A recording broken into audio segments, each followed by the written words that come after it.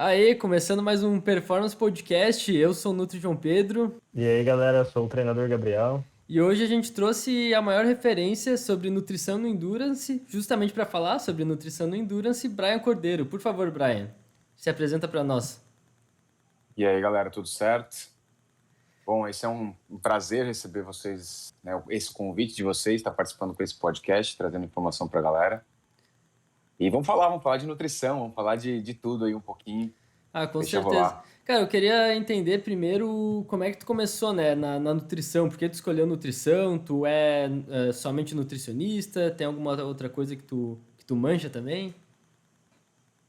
Cara, eu sempre falo que eu comecei a fazer nutrição para trabalhar com nutrição esportiva. Eu tinha sido, até os meus 16 anos, eu competia natação, eu era atleta de natação.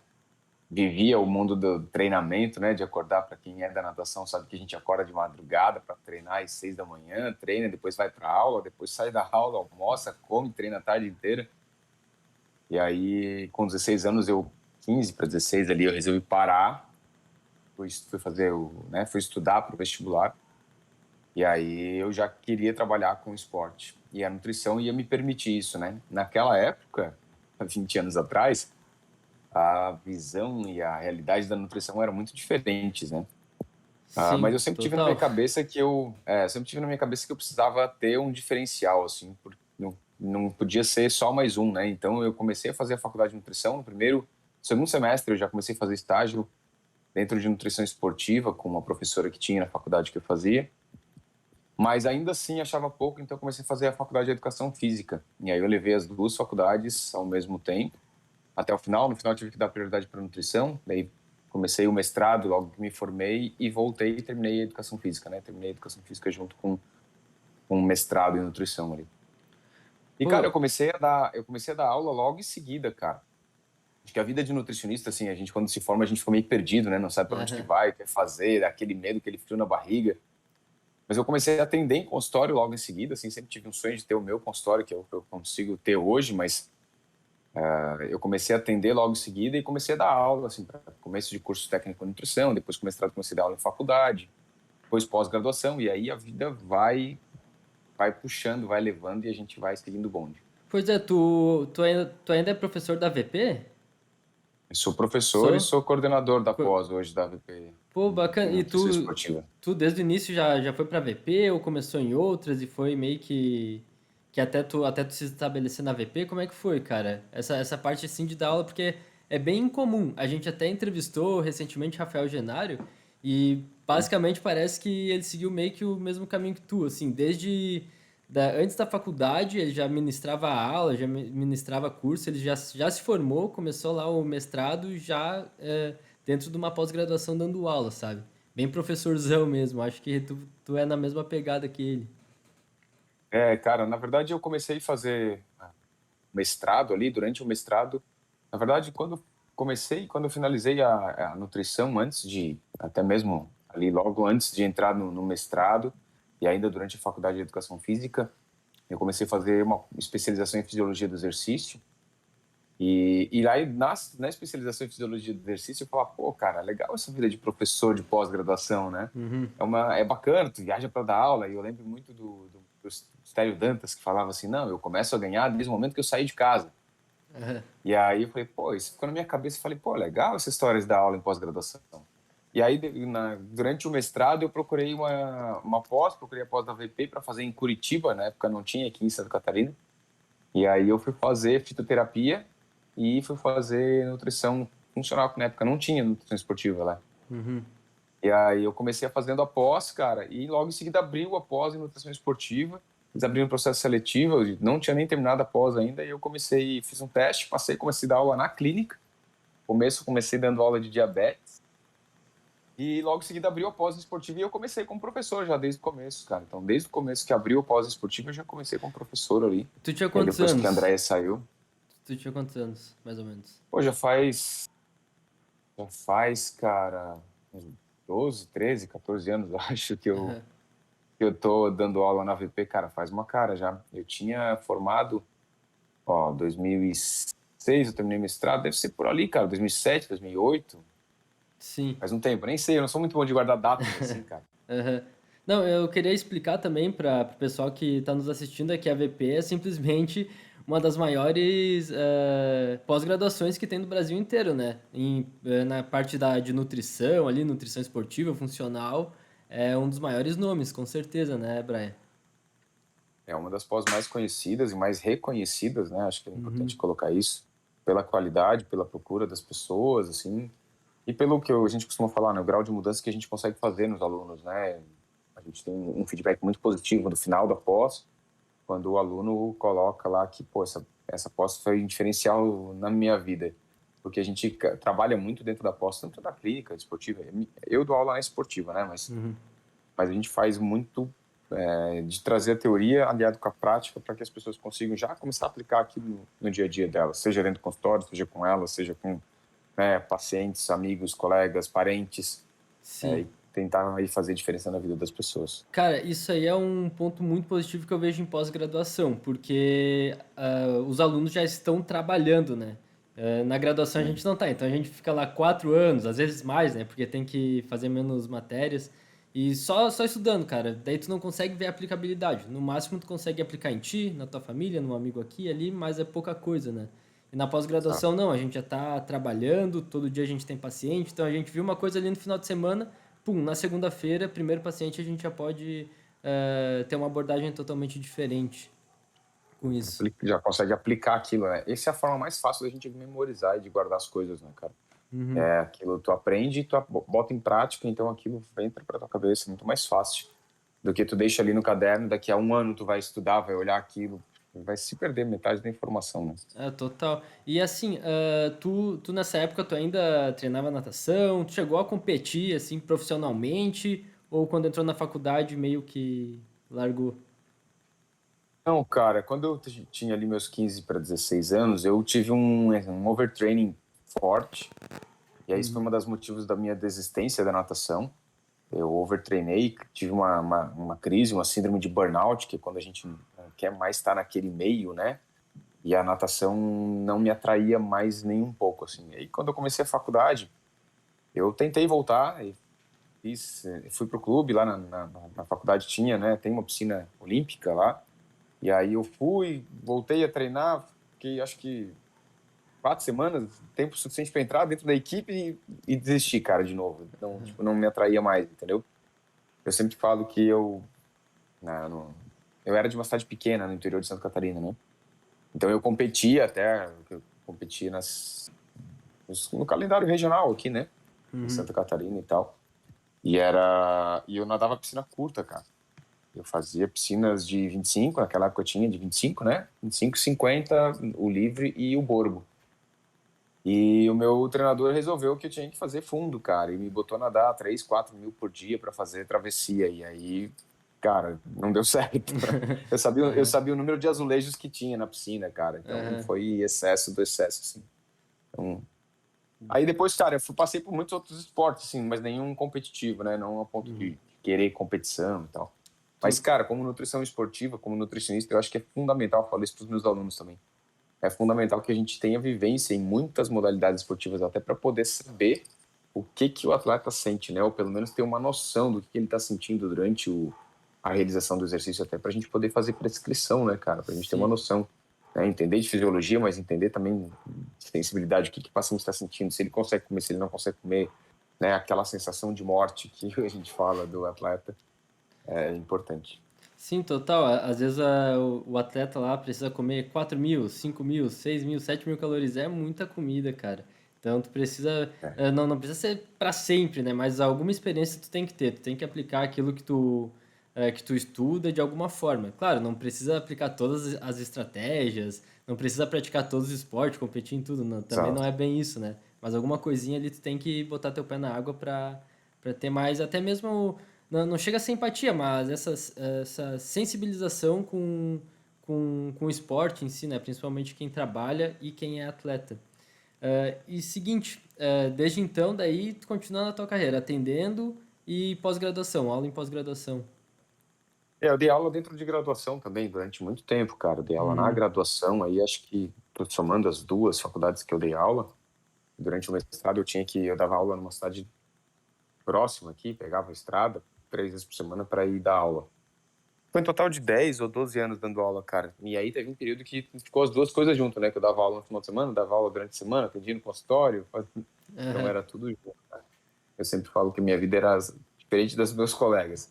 aham. Enquanto a galera que fazia uma faculdade só, ia lá, ia para a faculdade, voltava. Eu sempre tive as duas faculdades para fazer, o dia inteiro dando aula, e quando eu terminei, quando eu me formei, enfim, eu já continuei nesse ritmo, assim, né? Trabalhando e correndo atrás, fazendo tudo ao mesmo tempo. Sim. E Deu certo, mas eu não recomendo para muita gente, não. É, pois Você chegou é. a atuar nas duas profissões ou já foi direto para nutrição? Cara, uma Foi boa direto da pergunta, cara. aula e tal. Eu usei muito a educação física para impulsionar, assim. A educação física serviu muito para mim como base para de conhecimento ali, né, de prescrição de treino, de periodização, do treinamento, de biomecânica, que eu uso muito pouco, enfim, né, mas de fisiologia do exercício.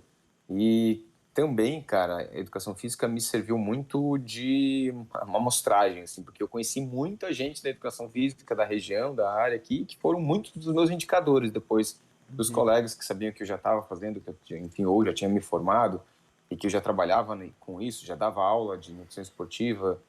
Então, isso acabou fazendo um impulsionamento bem bacana também na profissão no começo, assim. E foi até a educação física que acabou me levando para dentro do endurance com muito mais enfoque, assim. Porque ali dentro da faculdade de educação física eu conheci alguns atletas de endurance, e uma delas se tornou, que era uma das atletas top do Brasil, se tornou atleta minha, e aí foi trazendo uma quantidade maior de pessoas dessa área, né? Sim. Então, a educação física, cara, eu nunca cheguei a atuar. Eu dei aula uma vez de personal Sim. para um paciente meu. Eu falei, ó, vou dar aula para paciente meu. Daí, uma vez, teve um paciente Uhum. que quis, era um gurizão que estava no processo de emagrecimento, queria começar a treinar. E aí, o pai dele me contratou, eu dei aula. Fiquei, acho que foi 8 meses dando aula pro cara. Mas depois o meu tempo também não dava mais tempo de estar. Porque, né, dar aula de Uhum. personal, o cara tem que estar muito na rua, né? Tem que estar muito dentro da academia. Com certeza. Então, eu foquei para dentro do consultório mesmo. Sim. Olha, E. e comentou ali que na época que nadava, teve um período ali que você começou a fazer basicamente mais endurance, né? Porque era 4.000 metros, né? Uhum. Então, ali foi uma época que você disse que pegou um pouquinho de desgosto, né? Teve o overtraining e tudo mais que influenciou também. E como é que Uhum. você foi parar para trabalhar com endurance, tendo essa, digamos, um evento negativo na vida relacionado a isso? Cara, mas assim, o evento negativo foi muito da relação com a piscina ali, né, com o excesso. Mas ao mesmo tempo me deu vivência, né, de fazer algumas travessias, de entender como é que aquilo funcionava, né, de entender do tempo que tu fica nadando ou, né, praticando o mesmo esporte, porque isso é uma das coisas que mais está relacionada ao endurance, né, a permanência dentro do mesmo esporte, treinando por 2, 3, 4 horas seguidas ou competindo durante 3, 4, 5, 6, 8, 10, 12 horas, como é o Iron, né? E aí isso me facilitou entender um pouco a realidade desses atletas, né? E aí, quando eu comecei... Dentro do meu consultório, eu nunca foquei só no endurance, né? Sempre veio de tudo, desde o fisiculturista até o atleta de endurance, das extremidades, assim, né? Todo esse bolo do meio. Mas quando começou a aparecer, né, veio essa triatleta primeiro, Mariana, e aí começou a vir o pessoal da equipe dela, e mais outros, e mais outros. E eu montei aqui em Florianópolis, eu criei uma empresa de uma assessoria esportiva, que no fim não deu certo, mas também trouxe muito paciente, né? A gente começou a trabalhar muito com corredores, trabalhar com equipes de corrida, e aí, cara, eu tive que entrar dentro desse meio, até porque eu já tinha empatia, porque na nutrição esportiva é um meio importante, né? No endurance, e, cara, a quantidade de pessoas praticando endurance é muito maior do que, sei lá, qualquer outra modalidade de jogo, tá? Porque o endurance vai desde a corrida ao triatlon, né? Passando pelo Uhum. ciclismo, natação. Então, cara, engloba uma quantidade muito grande de pessoas. E aí eu não é que me especializei nisso, né, mas acabei me tornando referência nesse sentido pelo número de pacientes e procura e tal. E aí, de certo modo, tu desenvolve uma forma de trabalhar com eles, né? Endurance dá trabalho, cara.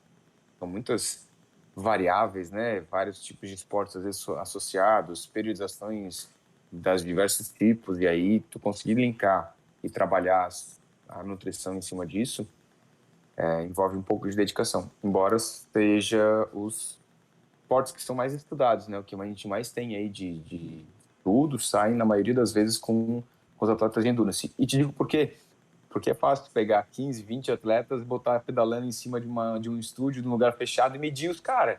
Medir o VO2, medir as capacidades, medir tudo antes e depois de uma intervenção. Diferente de conseguir fazer isso com outras modalidades, tipo lutadores, com jogadores. É muito mais difícil de tu controlar as variáveis. E no Endurance tu consegue controlar muitas variáveis, né?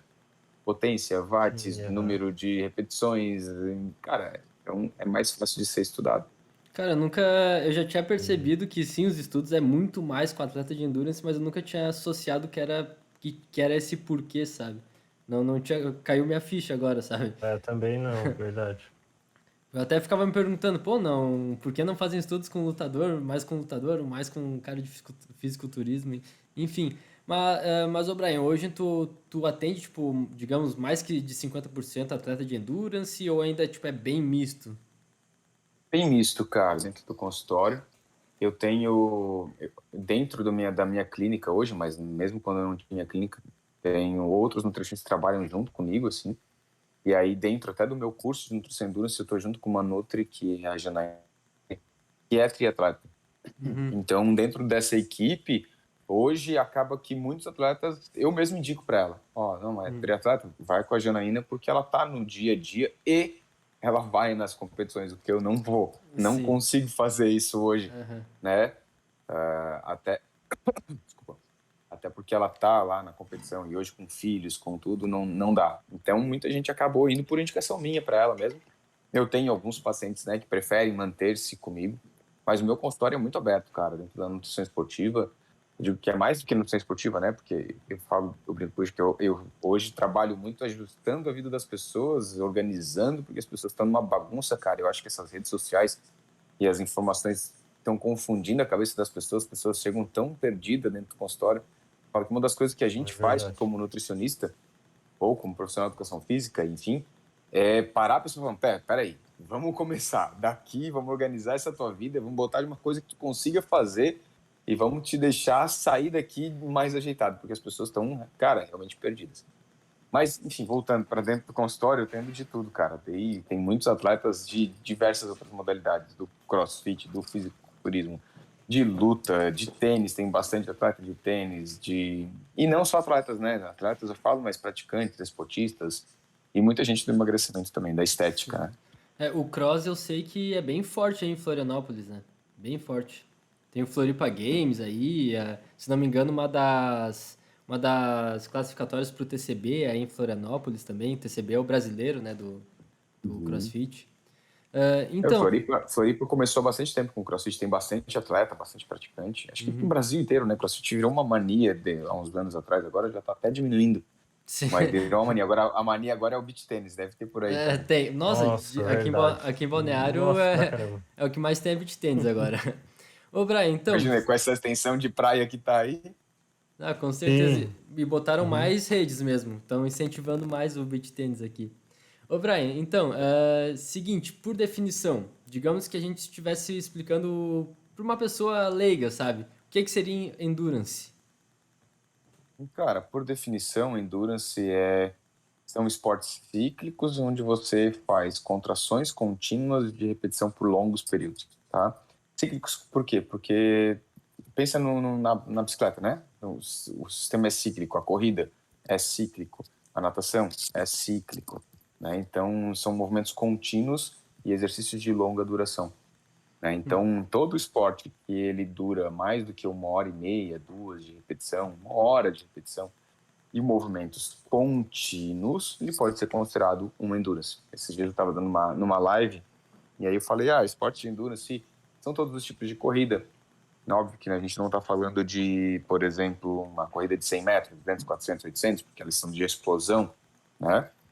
Não entram dentro da categoria de endurance, mas aí 5 mil metros, 10 mil, 21, 42, as maratonas, né? Meio maratonas, as ultramaratonas, os ciclismos de quase todas as modalidades de longa duração, desde o mountain biker até as provas de ciclismo de rua ou de estúdio, né? De lugares fechados.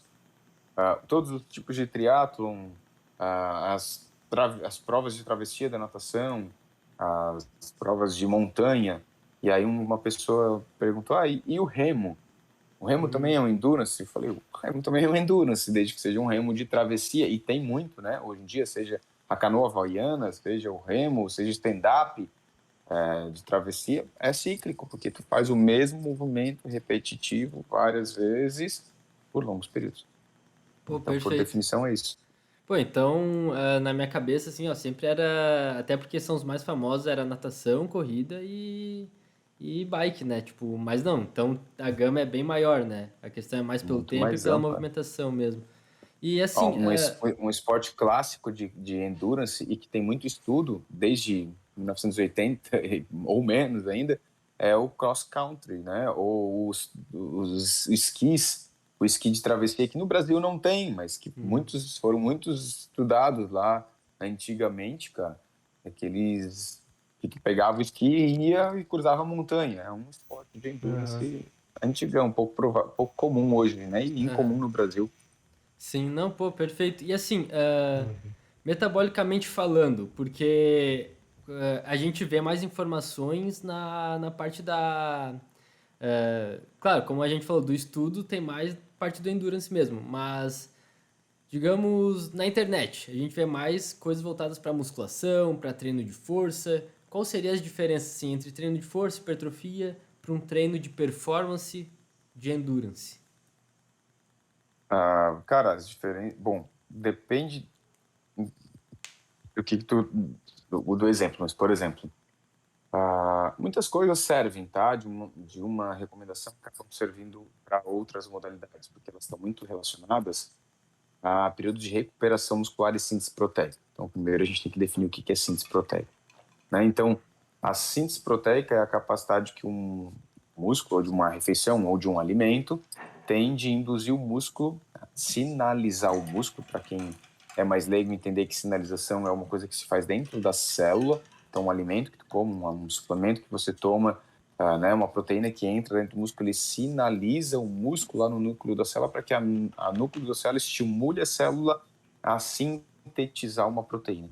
E sintetizar essa proteína, né, pode ser recuperar um músculo, né, regenerar um músculo, está sintetizando uma proteína, pode gerar uma hipertrofia, mas pode não gerar hipertrofia, pode ser uma síntese proteica de uma proteína de defesa, de uma proteína de transporte, enfim, né? Então, essa síntese proteica está muito relacionada à recuperação muscular. Então, quando a gente tem, por exemplo, no treino de musculação, para o foco para musculação, a gente fala muito em síntese proteica para gerar hipertrofia. E uma das prioridades, das prerrogativas básicas é a gente distribuir a proteína ao longo do dia, a cada 3, 4 horas, numa quantidade de 0,3 gramas por quilograma de peso, por exemplo. Uma pessoa de 70 quilos, 21 gramas de proteína a cada 3, 4 horas. Porque isso facilita as sinalizações e facilita a recuperação muscular, logo facilita o ganho de massa muscular. Contudo, no Endurance a gente também tem essa mesma orientação. Em que sentido? O atleta também treina, também precisa fazer recuperação muscular. Ele só não vai hipertrofiar porque o estímulo do treino não gera hipertrofia. Enquanto que na musculação você gera um estímulo do treino que estimula ao ganho de massa muscular e de força. No Endurance o estímulo não gera nesse volume muscular, mas ao mesmo tempo tem lesão. Mas se a gente for para um outro lado, aí a gente vai variar bastante, né? Porque a gente está falando até de intensidades diferentes. Então, quando tu pega um atleta de força, um atleta de musculação, um fisiculturista, um crossfit, um levantamento de peso, as intensidades são sempre altas, né? Então, lá na fisiologia, na bioenergética, a gente está sempre usando fosfocreatina ou glicogênio, mas na via anaeróbica como substrato. Então, o cara vai fazer explosão, ele vai usar principalmente fosfocreatina ou até um glicogênio em via anaeróbica. Mas no Endurance, a gente utiliza muitas vias aeróbicas, né? Então, a gente vai usar muitas vias oxidativas. Muda até o tipo de célula que vai ser recrutada, muscular no caso, né? Os treinamentos de força, muitas células, fibras musculares rápidas, enquanto no treinamento de Endurance, as fibras musculares de contração mais lentas, que são mais oxidativas e que têm mais capacidade de utilizar e ficar em vias aeróbicas. Utilizando aí depende da intensidade. Tanto o glicogênio na via aeróbica ou até mesmo utilizando em alguns momentos vias anaeróbicas, ou ainda até utilizando gordura como fonte de energia. Depende das zonas de treinamento. E no Endurance tem muito disso, né? Qual é a zona que você vai treinar hoje? Então, você vai treinar em Z3, em Z4, em Z5, que é lá no anaeróbico, ou você vai treinar em Z2, Z1, que é vias bem aeróbicas? E aí a prescrição da gente depende muito disso, porque você tem que prescrever a sua parte nutricional conforme a periodização do treino, da intensidade do treino. Já no treino de força, sempre para cima, então é sempre intenso. E aí, geralmente, é sempre carboidrato. Mas quando a gente pega lá no final da periodização do Endurance, quando a intensidade está alta, tem muito treino intervalado, fartlek e tal, também vou precisar usar muito carboidrato. Então, cara, a ideia da nutrição, ela é entender a realidade da fisiologia. Eu sempre brinco lá nas primeiras aulas, eu dou a primeira aula da pós, e no nosso curso também a gente tem lá a primeira parte toda de fisiologia e bioenergética, porque na nutrição esportiva, se a gente não conseguir entender disso, de intensidade de treino, qual o substrato que está sendo utilizado, qual fisiologia vai ser usado, qual é a bioenergética disso, não consegue nem entender por que você tem que dar 6 ou 8 ou 3 ou 5 gramas de carboidrato, ou se você vai dar 2 está o suficiente, se você vai ter que dar 10 ou 12, você não entendeu a realidade do exercício. Então é importante que a gente consiga entender isso. E o Endurance, cara, ele varia de tudo, cara, desde, sei lá, pega lá, um exemplo clássico aqui, uma prova de short de triatlon, tá? Uma prova que é uma prova curta, e o cara nada, embora seja Endurance, ele nada ali 800 metros, tem provas até mais curtas de 500 metros, depois ele pedala 10, 15 quilômetros, 20 quilômetros, depois ele vai correr só 5. Mas, cara, isso é uma pauleira, uma correria.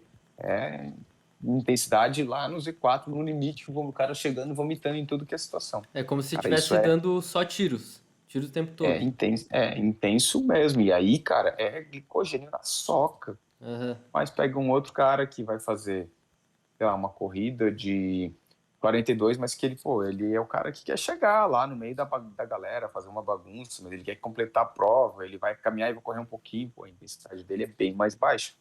E aí a gente também tem diferenças, mesmo dentro da endurance, entendeu? Sim.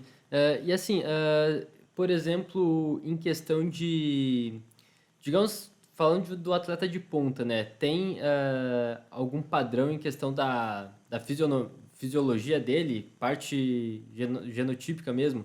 Por exemplo, atleta corredor tem que ser mais alto, mais fino, mais magro, nadador tem que ter o braço mais longo. Existe essa coisa no endurance? Algumas coisas que podem ajudar, né? Até a gente falando em genética, combinações de polimorfismos podem ser benéficas para as modalidades, né? Embora hoje a gente ainda conheça muito pouco em relação aos polimorfismos existentes, existem já, né, alguns que são bem delimitados. Polimorfismos são pequenas alterações genéticas que podem favorecer ou não, beneficiar ou não em alguma modalidade esportiva. Por exemplo, o polimorfismo da enzima conversora de angiotensina pode ajudar, uma alteração genética nessa enzima pode ajudar na utilização de oxigênio e na queima de gordura, por exemplo. Só dar um exemplo, né? Então, uma combinação de vários polimorfismos poderia facilitar a genética de algum atleta e facilitar o processo. Mas também o biotipo dele também vai influenciar, né? Um nadador ter mãos grandes e pés grandes vai ajudar o processo. E isso, o treino não muda. Isso vem da genética do indivíduo. A não ser que ele tenha utilizado GH, que daí vai aumentar as extremidades dele, né? Mas existem certos biotipos, por exemplo. Vamos comparar aqui dois corredores clássicos. Se tu pega o Usain Bolt, né? Vocês com certeza já sabem quem é. O cara é alto, ele é até fora do padrão do corredor de 100 metros rasos. Mas tu vê a estrutura muscular dele, o cara é muito forte. E aí tu pega o Eliud Kipchoge, que é o campeão mundial aí das maratonas. Ele é fino, né? Não adianta ter grandes quantidades de massa muscular, pernas compridas e uma estrutura muscular enxuta para não carregar peso extra. Então a longevidade dele é muito maior. Então, claro que o exercício também vai moldar isso, né? o Usain Bolt vai fazer treinos de muita força, explosão e vai gerar uma hipertrofia, enquanto que o Eliud Kipchoge e toda a galera das maratonas não treina para isso e não vai gerar hipertrofia. Naturalmente, eles já tendem a ser mais lineares, tá? Mas facilitaria, óbvio, né? Por exemplo, na corrida, pernas mais compridas, uma passada maior, na natação, braços mais compridos, né? Envergadura para ter uma puxada maior com braços e palmas. Tanto que, normalmente, os nadadores, eles são altos, né? Os nadadores que têm benefício são altos. Foi por isso que eu sofri muito aí. Não consegui acompanhar muito, não.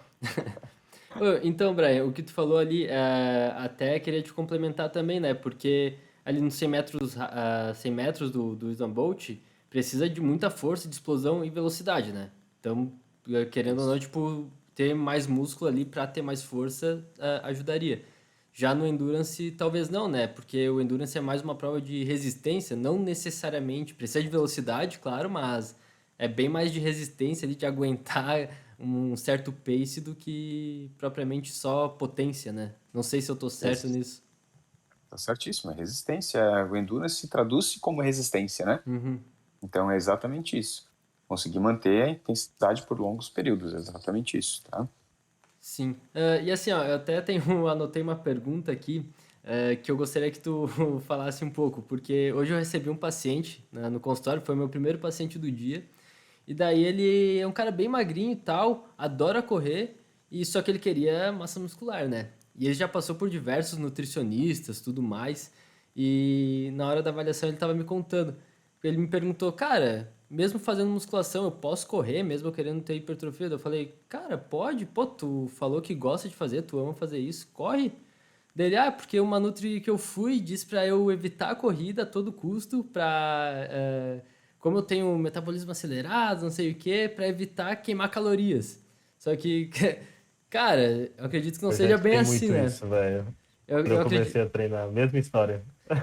eu acredito até que um cardio, independente de qual seja, até ajudaria na musculação, né? Até mesmo pra aguentar mais carga ali, num agachamento que seja. Pode ajudar na recuperação entre as séries, né? A gente fala muito disso, inclusive, até no CrossFit isso é muito utilizado.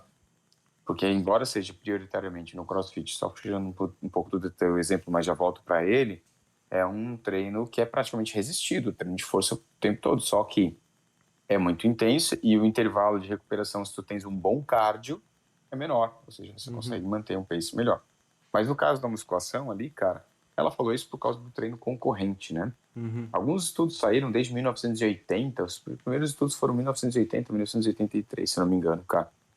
E aí, eles começaram a avaliar a influência do esporte de endurance no ganho de massa muscular e na hipertrofia.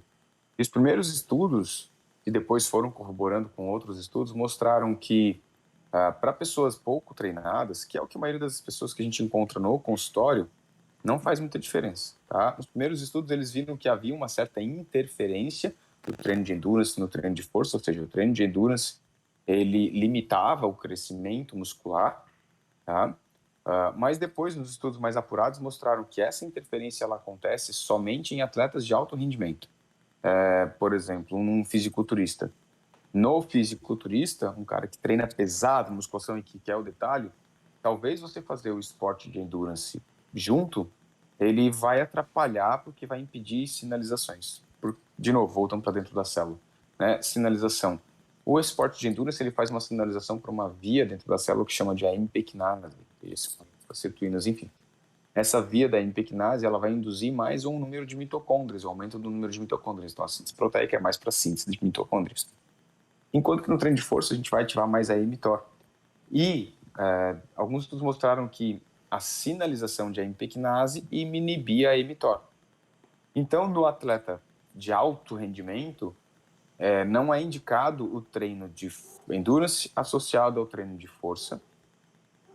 Quando a gente fala da mesma célula muscular, entender, João? Então, assim, teu atleta, o teu paciente ali, não é um atleta, é um praticante, provavelmente. Tá? Sim. Então, para ele, não faz diferença nenhuma. Mas vamos supor que ele seja um atleta. Você poderia passar a orientação para ele que, se você for treinar perna hoje você não corre. Porque nessas próximas, 24 horas, pode gerar uma certa interferência e vai atrapalhar a sinalização para hipertrofia de perna. Então, amanhã você corre. E aí não tem problema. Amanhã você treina membros superiores e você vai fazer corrida. Não tem problema nenhum, porque são células diferentes. A sinalização de membros superiores para mTOR e a da perna para PGC1-alfa, para MPQNASE. Não muda nada. Entendeu? E aí isso já meio que foi batido nessa tecla já há alguns anos, tá? Então a gente sabe que tem essa interferência, mas para atletas de alto rendimento, tá? Pô, O que perfeito. acontece, daí só para completar aí, cara, quando a pessoa fala e dá esse tipo de informação para o atleta, às vezes é porque ela não sabe ajustar a dieta para essa situação. Pô, porque se o cara corre, ele quer hipertrofia, mas o cara também gosta de correr, e a corrida está atrapalhando, é porque ele está indo correr sem suporte energético, sem suporte nutricional adequado. Porque daí sim vai gerar catabolismo, porque ele não tem o suporte nutricional adequado. Então, se ele vai fazer as duas coisas, dá o suporte, que não vai acontecer, né, nenhum tipo de catabolismo extra por causa disso. Mas precisa daí a nutrição estar ajustada para esses dois treinos, né? Mas é muito mais fácil dizer para não fazer, concorda comigo? Sim, com certeza. É bem mais prático, né, pra gente como nutricionista falar isso. Então, o que eu ia comentar é que basicamente o que vai variar muito quando se busca hipertrofia ou, por exemplo, se busca emagrecimento em relação ao cardio é volume e intensidade, né? Então, se o cara está buscando hipertrofia, ele deve fazer cardio porque vai ajudar no processo de hipertrofia dele, no sentido de, igual o Brian falou, ajudar a recuperar entre as séries, ajudar a ter um desempenho melhor no treino em si. Mas a única coisa que você vai ter que adequar é volume e intensidade. Então, pô, o dia que treinou perna, obviamente o cara não vai sair, vai correr 5 km, 10 km depois. A gente indica, inclusive, fazer um aeróbico de 10 minutinhos, lento, tal, para ajudar no processo de recuperação, porque faz a placa sanguínea e tal. É muito bem-vindo. Então, é basicamente isso, é adequar volume e intensidade, que com certeza vai conseguir até otimizar o processo de hipertrofia, né? E esse pós, né, essa caminhada, essa corrida de 10, 20 minutos, nem vai nem vai chegar a fazer essa sinalização que a gente quer, mas, por um outro lado, pode ajudar na remoção dos metabólitos, né, do treino. Então, ajuda na remoção, na redução de dor muscular tardia, ajuda na reoxigenação, na remoção do lactato. Então, só é benefício. Isso, cara, 10, 20 minutos nem é treino, né? O objetivo é ajudar na recuperação. Exato. Sim, perfeito. Ô, Brian, tu sabe, treino. existe uma periodização nutricional específica de endurance? Tu falou muito sobre Z1, Z2, que tem a ver com a periodização de treino, né? Tu sabe explicar mais ou menos como funciona, bem por cima, uma periodização de treino de endurance? Só Cara, para contextualizar são mesmo. são várias estratégias diferentes, né? Então Uhum. vamos entender um pouco da periodização de treino, principalmente no endurance de começo, cara. Um treino de endurance, a gente tem um macrociclo. O macrociclo é o período de treinamento total do atleta, né? Então, quando ele pega lá um calendário de prova, vamos dar um exemplo aqui de um atleta de triatlo. Ele começa a prova, o calendário dele final, a prova final dele é lá em maio, porque ele tem o Ironman em maio e ele vai começar o calendário de treinamento dele em novembro, dezembro. Então, antecedendo aí 6 meses. Então, lá no começo desse calendário de treino dele, ele tem uma periodização bem estabelecida de treino, onde ele tem uma parte de preparatório geral, que no comum dentro do Endurance se fala assim, é o treino de base. O treino de base vai durar aí 12 semanas, mais ou menos, né? 14, 15, 18, depende de quem está montando o treino. E depende da qualidade do atleta também, se é a primeira vez que ele está fazendo ou se ele já fez, todo ano ele faz um Iron, é bem diferente, né? Tá? Então, nessa periodização inicial, nesse momento inicial desses 6 meses de treino específico para aquela prova, é um binômio, a intensidade e volume estão mais baixos. Então, volume e intensidade estão mais baixos. E daí, no Endurance, quando o volume está baixo, quando a intensidade está baixa, ele está treinando em zonas de treinamento mais aeróbicas, né?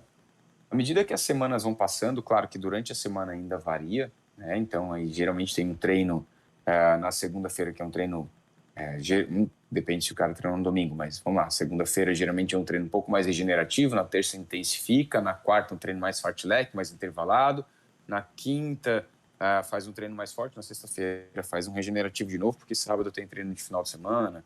Então, claro que varia durante a semana. Mas naquela base, a intensidade e o volume são mais baixos. Então, tem muitas estratégias que podem ser feitas ali, né? Desde fazer o estímulo do indivíduo treinar em jejum, ou ele fazer um treino à noite mais alto, de intensidade mais alta, daí depois desse treino à noite ele não come nem nada de carboidrato, não recupera o glicogênio, e no dia seguinte ele vai treinar em jejum para poder gerar mais sinalização de biogênese mitocondrial. Então, assim, existem N possibilidades ali dentro desse momento de base. Mas à medida que vai passando as semanas da periodização do macrociclo, vai evoluindo nos mesociclos, ele sai do preparatório geral, depois ele vai entrar para um preparatório mais específico, onde a intensidade e o volume já são mais altos, depois ele entra num pré, né, um competitivo, e depois um pré-competitivo. E aí a intensidade vai subindo, subindo, até que chega lá no final, o cara tá com intensidade e volume alto, que é quando antecede a prova. Daí tem uma semana de deload de treino, que é ali, a gente fala que é um polimento, baixa uma semana e depois vem e dá a lascada, que é a prova em específico, né? E aí, quando fala de periodização nutricional, é entender em cada um desses momentos. Por exemplo, lá no final, a gente vai ter que estar com carboidrato alto, vai ter que chegar lá com 8, 10, 12 gramas de carboidrato por quilograma de peso. Quanto que lá no começo, o cara pode estar precisando, sei lá, de 3, de 4 gramas de carboidrato, de 5 gramas de carboidrato por quilograma de peso. E aí, isso é periodizar, né? Montar a dieta conforme a necessidade do treino. Por isso que é periodização nutricional. Mas, cara, tem muita estratégia de periodização com nomes específicos, né? Sleep Low é uma que é bem usada, que é essa aqui. O cara treina à noite, não come carboidrato, no outro dia treina de manhã. Tem que treinar 2 vezes ao dia. Uma periodização, por exemplo, uma estratégia é deixar o cara fazer o treino longo de 3 horas, 2 horas e meia, sem nada de carboidrato durante o treino. Isso também só pode ser feito lá no começo da periodização, não dá para ser feito lá no final. Então, isso é periodizar. É pegar, usar a estratégia conforme a necessidade do treino. E, normalmente, o que a gente muda, o macro, que a gente mais vai variar é o carboidrato. Né? Porque a proteína tem que ser distribuída ao longo do dia, a não ser que você opte por fazer uma dieta cetogênica por, sei lá, um período, lá na fase de base. O que eu acho que muitas vezes nem é necessário, tá? Mas, então, seria uma das possibilidades. Mas o que a gente vai estar sempre mudando, variando, é a quantidade de carboidratos, geralmente, que o atleta vai consumir. Cara, muito, muito interessante essas estratégias específicas que tu falou. Quais seriam, por exemplo, da Sleep Low ali, quais seriam as adaptações que acontecem por ter treinado à noite e ter treinado em jejum de novo, sem ter comido nada nesse meio? Qual seria uma adaptação disso aí? Então, quando a gente fala no que a gente espera, né? E até acho que foi legal tu ter perguntado isso, João, porque nem sempre acontece e nem com todo mundo precisa ser feito. Mas vamos lá, eu vou te explicar primeiro a adaptação e depois a gente entende para quem que seria necessário. Primeiro, a adaptação seria a gente tentar fazer com que o indivíduo treine. Imagina, treino da noite. Ele foi lá à noite, fez um treino intervalado, fartlek, uma corrida intervalada. No outro dia de manhã ele vai pedalar, vai usar o mesmo grupo muscular, né? Então ele fez um treino puxado, intervalado em Z3, Z4, lá usando o glicogênio como fonte de energia. Quando ele termina o treino, o glicogênio dele está lá embaixo, o glicogênio do músculo se esgotou, acabou. Só que a gente não vai dar nada de carboidrato para ele, porque eu não quero recuperar o glicogênio muscular. Eu quero que ele chegue no treino do dia seguinte, de manhã, sem nada de carboidrato. Quando isso acontece, ele vai fazer o exercício com glicogênio muscular zerado ou muito baixo. Nessas situações de glicogênio muscular mais baixo, há uma maior sinalização da via da AMP quinase e das sirtuínas. Maior sinalização dessas vias geralmente gera uma adaptação que é aumentar a síntese de mitocôndrias. Se aumenta o número de mitocôndrias, facilita a parte isso chama de biogênese mitocondrial, facilita a utilização na via aeróbica, até mesmo na utilização de gordura como fonte de energia. O atleta de endurance precisa de muita mitocôndria, porque ele está sempre, ou na maior parte das vezes, na via aeróbica, utilizando mitocôndria o tempo todo, seja para consumir gordura ou para usar carboidrato, porque tudo vai passar pela mitocôndria. Então, ele ter um número maior de mitocôndrias vai, de certo modo, gerar um benefício para ele. Aí, quando eu falo assim, mas para quem que a gente vai usar isso? Se tu pega esse teu paciente que chegou no seu consultório, que começou a treinar agora há 6 meses, 1 ano, tá? E que ele tá correndo. Ele quer fazer um Iron, mas ele tá no primeiro ano de treino dele. E ele é um cara que é ex-gordinho. E, né, tinha um excesso de gordura corporal, tá treinando, começou a treinar com esse objetivo de emagrecer. E, pô, ele tá no início do treino, ele vai para finalizar, para fazer o Iron. Já tô sonhando que ele vai treinar 1 ano só e vai fazer um Iron, porque normalmente precisa treinar 2 anos para fazer o primeiro Iron, tá? E aí, para o pessoal entender que o Iron significa nadar 3.800 metros, depois pedalar 180 quilômetros, depois correr 42. Tipo, não é para qualquer um, né? Mas ele, para esse cara que começou, sei lá, 1 ano, ele não está extremamente adaptado ainda. E aí essas estratégias podem ajudá-lo a adaptar mais rápido e aumentar o número de mitocôndrias dele. Agora chegou um outro paciente no teu consultório, aquele cara que já faz triatlon há 10, 12 anos, ele todo ano ele está fazendo Iron, o cara já treina há 1 milhão de tempo. E ele está trabalhando contigo, ele veio contigo porque ele quer performance, o cara já chegou em primeiro, está sempre lá no começo. Com esse cara, ele tem muito mais mitocôndria do que a gente. Cara, fazer uma estratégia para aumentar o número de mitocôndrias para ele talvez seja até ruim, porque a performance do treino vai ser pior nesses momentos, porque ele vai treinar com glicogênio vazio. E esse cara já chega dando paulada desde o da base, ele não chega com um treino tão baixo, né? E aí, para ele, não faz sentido algum. Então, a periodização ela é muito legal na teoria, ela é bem bacana, a gente explica isso no nosso curso lá, a minha aula específica é só sobre periodização. Mas é importantíssimo a gente saber para quem que a gente vai aplicar, né? Não é sair fazendo essa mesma estratégia para todas as pessoas, porque não vai dar certo.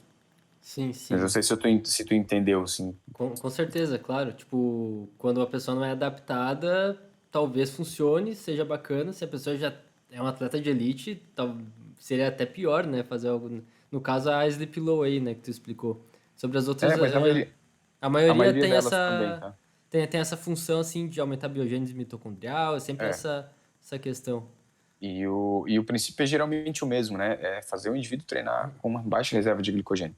E aí os estudos, quando foram feitos com atletas de alto rendimento, a maioria dos estudos mostrou que não há melhora de performance em periodização ou estratégias que focam em fazer o cara treinar com baixa reserva de glicogênio para performance nos atletas de alto rendimento. Mas mostra um maior consumo de gordura, mostra uma maior biogênese mitocondrial, mas não leva a performance. Ou seja, para o atleta de alto rendimento não faz sentido, mas para aquele teu paciente do consultório vai fazer muito mais sentido. Sim. Existe até um tipo de dieta, né? No caso é uma estratégia também que se chama Train Low, Compete High. É basicamente isso, né? Por um tempo tu fica treinando com baixo carbo, perto da competição, sobe total. Exatamente, essas Train Low Compete High são todas essas estratégias. É um grupo de estratégias aí que estão dentro dessas Train Low Compete High. Treinar com baixa reserva de glicogênio, mas quando tu compete, tu vai com grandes quantidades. Mas, e aí vale de novo, né, um adendo. As periodizações, elas têm que ser casadas com um momento certo para fazer. Porque tu fazer uma estratégia dessa de treino low compete high ou uma periodização dessa próximo do período competitivo é extremamente perigoso. Né, porque tu vai fazer ele ter perda de performance. E não é o que tu quer naquela hora. Né? O cara tá lá com intensidade alta e volume alto, se tu começa a baixar o carbo dele, ou se tu começa a fazer ele treinar com baixa reserva de carboidrato, o risco até dele lesionar, né? De ele overtreinar. E aí o nutricionista mais atrapalhou do que ajudou, né? Sim, com certeza. E você chega a pegar, por exemplo, uma periodização do treinador para você montar a nutrição com base nisso, de acordo com o que você tinha falado ali na periodização em geral no Endurance.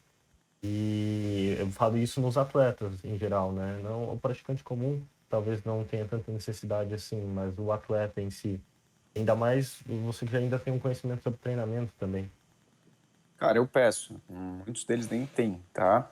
Mas daí, alguns atletas têm acesso. A maioria não faz esse tipo de coisa.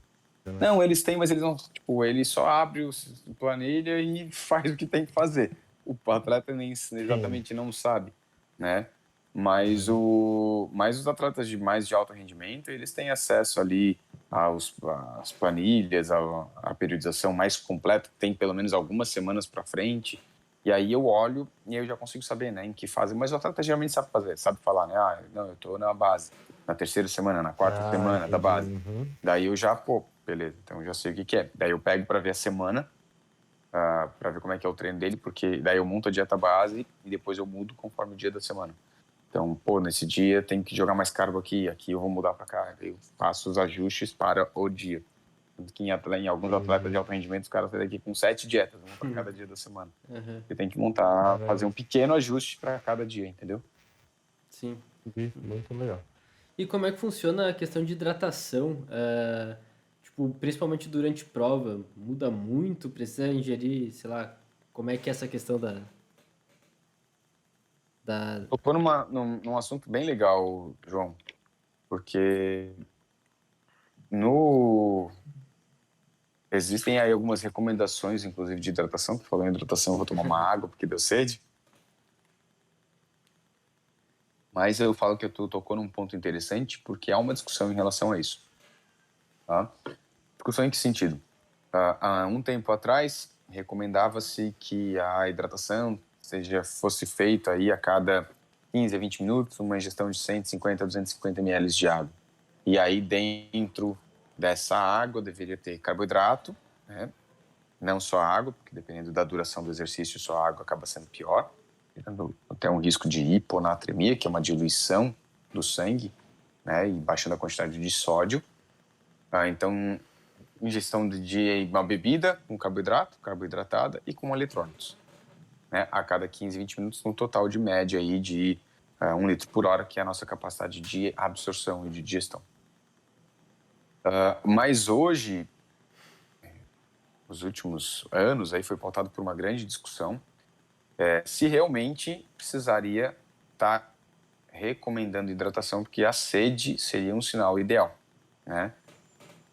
E aí veio-se a recomendação do beber conforme a sede. Se você bebe somente quando você tem sede. Se você não tem sede, você não bebe. E aí, quando beber, beba um repositor. Mas por que veio isso? Porque a maioria das pessoas pegavam as recomendações, ou a maioria das recomendações pegavam e dava 150 a 250 ml de água a cada 15 a 25 minutos, mas dava só água, em vez de dar os eletrólitos junto e o carboidrato. E aí o que acontecia é que o cara bebia água demais, não repunha os carboidratos, não repunha eletrólitos, e aí ele diluía o sangue dele, a quantidade de sódio gerava uma hiponatremia, e a hiponatremia é muito mais perigosa do que a desidratação. E isso não acontecia, ou não acontece, quando a pessoa bebe só quando ela tem sede. E aí veio também a recomendação e essa discussão do beber conforme a sede, que hoje é bem usada.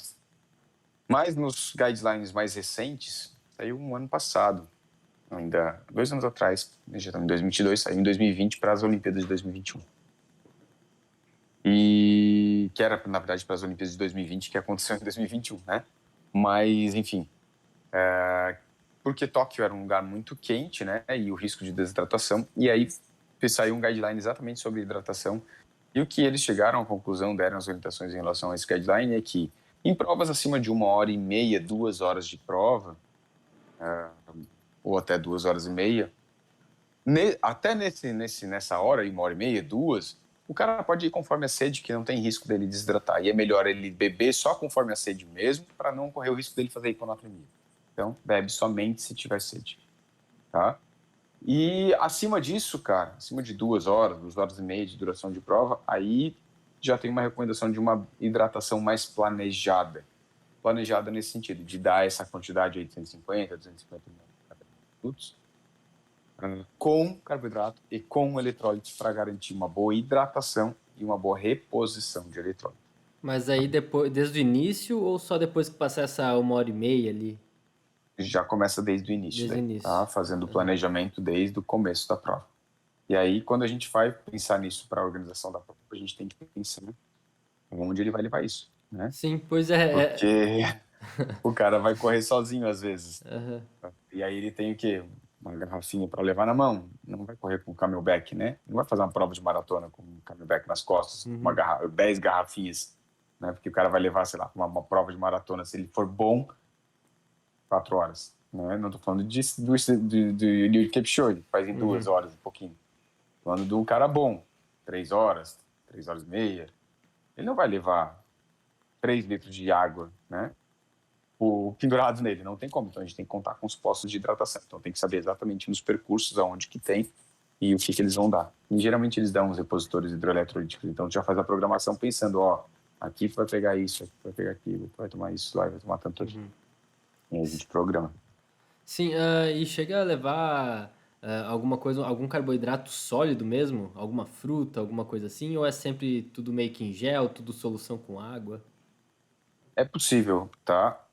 Mas na maioria das vezes, depende do tamanho da prova, tá, cara? Uhum. Mas assim, por exemplo, uma prova de maratona ou meia maratona, o cara vai optar por usar um gel ou alguma coisa que eles derem na prova, uma bebida carboidratada que eles vão dar na prova, ou um gel que eles vão dar na prova, ou que o cara vai levar, porque o gel ele consegue levar, né?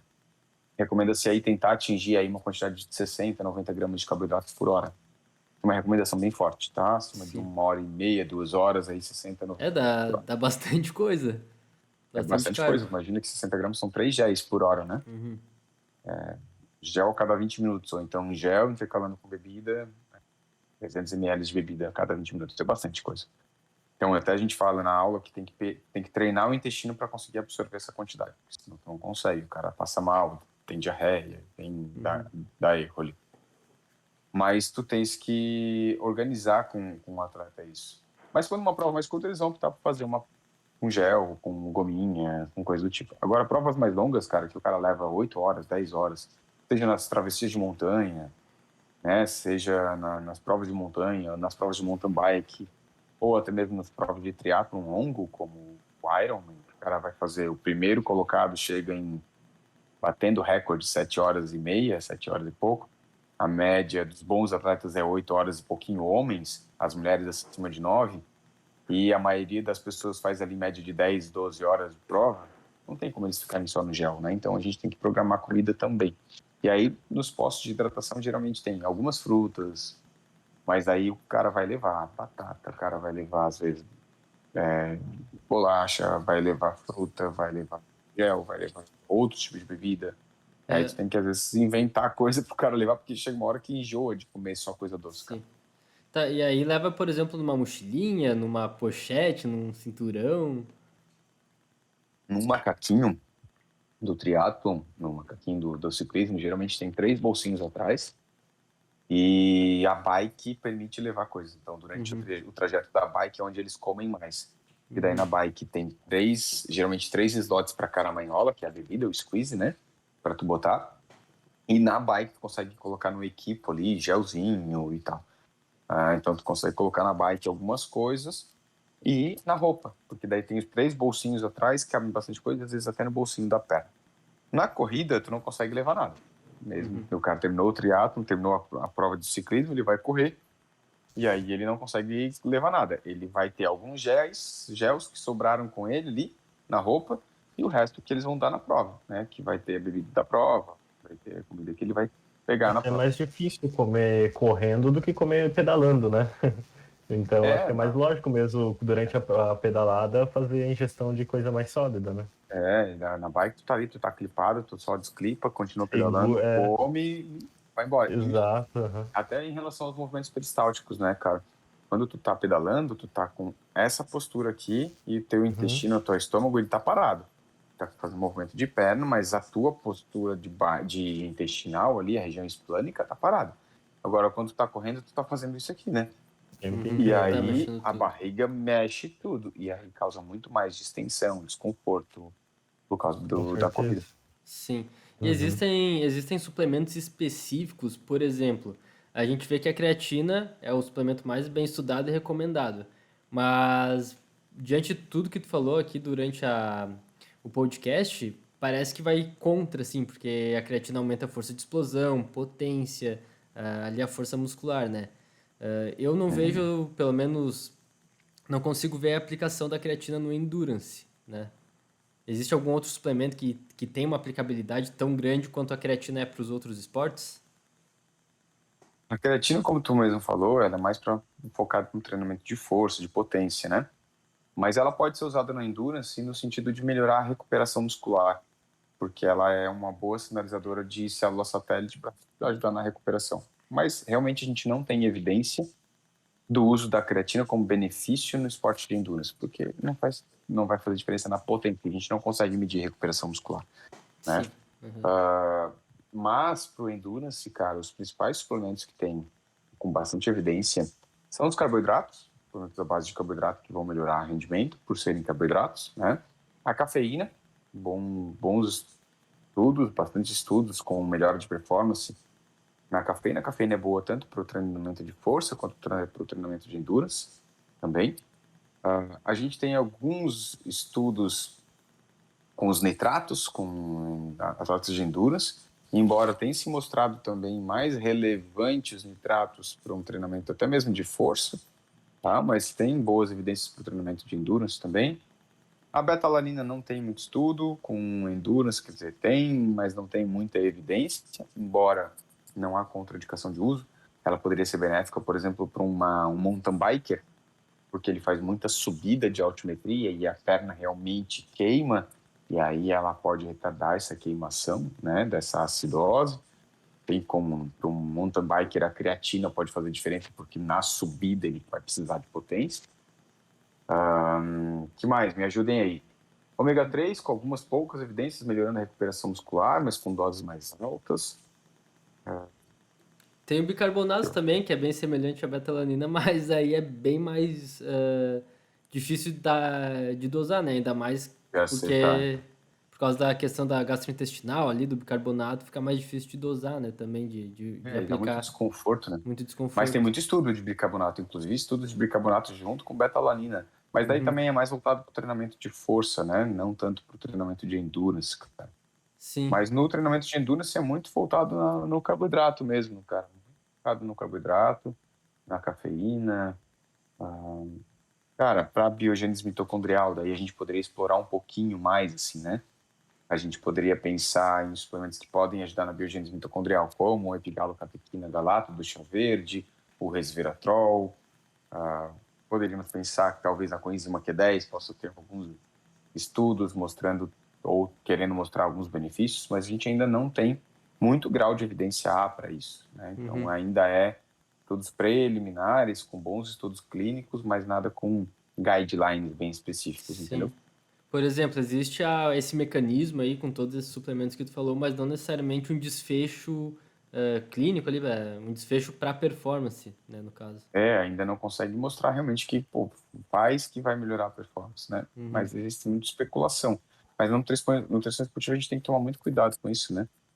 Sim. Porque na teoria é bonito, mas na prática nem sempre funciona, mas vende, né? Vende o suplemento. Então, e isso é complicado também na nutrição esportiva. Tem muito suplemento por aí com pouca evidência ou nenhuma, mas que vende, que dá lucro para as empresas, né? Sim, chega a ser utilizado glutamina para questão gastrointestinal, assim, para atleta de endurance?